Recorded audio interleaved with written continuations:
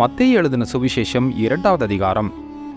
ஏரோதுவின் நாட்களில் யூதேயாவில் உள்ள பெத்லகேமிலே இயேசு பிறந்த பொழுது கிழக்கிலிருந்து சாஸ்திரிகள் எருசலேமுக்கு வந்து, யூதருக்கு ராஜாவாக பிறந்திருக்கிறவர் இங்கே, கிழக்கில் அவருடைய நட்சத்திரத்தை கண்டு அவரை பணிந்து கொள்ள வந்தோம் என்றார்கள்.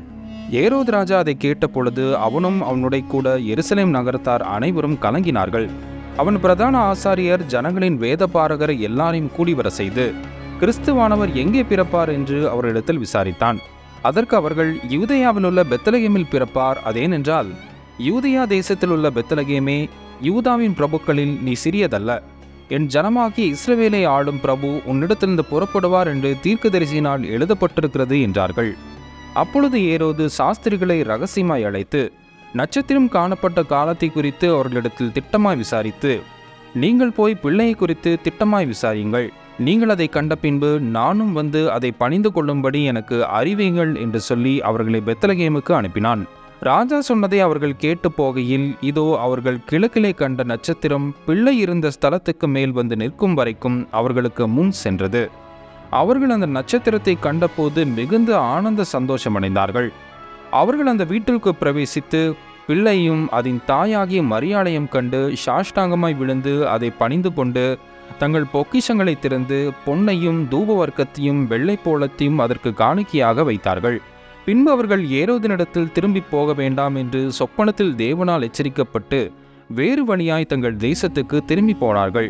அவர்கள் போன பின்பு கர்த்தருடைய தூதன் சொப்பனத்தில் யோசேப்புக்கு காணப்பட்டு, ஏரோது பிள்ளையை கொலை செய்ய தேடுவான். ஆகையால் நீ எழுந்து பிள்ளையும் அதன் தாயையும் கூட்டிக் கொண்டு எகிப்துக்கு ஓடிப்போய் நான் உனக்கு சொல்லும் வரைக்கும் அங்கே இரு என்றான். அவன் எழுந்து இரவிலே பிள்ளையும் அதன் தாயையும் கூட்டிக் கொண்டு எகிப்துக்கு புறப்பட்டு போய் ஏரோதின் மரணம் பரியந்தம் அங்கே இருந்தான். எகிப்திலிருந்து என்னுடைய குமாரனை வரவழைத்தேன் என்று தீர்க்கதரிசியின் மூலமாய் கர்த்தரால் உரைக்கப்பட்டது நிறைவேறும்படி இப்படி நடந்தது. அப்பொழுது ஏரோது தான் சாஸ்திரிகளால் வஞ்சிக்கப்பட்டதைக் கண்டு மிகவும் கோபமடைந்து ஆட்களை அனுப்பி, தான் சாஸ்திரிகளத்தில் திட்டமாய் விசாரித்த காலத்தின்படியே பெத்லகேமிலும் அதன் சகல எல்லையிலும் இருந்த 2 வயதுக்குட்பட்ட எல்லா ஆண் பிள்ளைகளையும் கொலை செய்தான். புலம்பலும் அழுகையும் மிகுந்த துக்கம் கொண்டாடலும் ஆகிய கூக்குரல் ராமாவிலே கேட்கப்பட்டது. ராகேல் தன் பிள்ளைகளுக்காக அழுது அவைகள் இல்லாதபடியினால் ஆறுதல் அடையாதிருக்கிறாள் என்று எரேமியா தீர்க்கதரிசியினால் உரைக்கப்பட்டது அப்பொழுது நிறைவேறிற்று. ஏரோது இருந்த பின் கர்த்தருடைய தூதன் எகிப்திலே யோசேப்புக்கு சொப்பனத்தில் காணப்பட்டு, நீ எழுந்து பிள்ளையும் அதன் தாயும் கூட்டிக் கொண்டு இஸ்ரவேல் தேசத்துக்கு போ. பிள்ளையின் பிராணனை வாங்க தேடினவன் இறந்து போனான் என்றான்.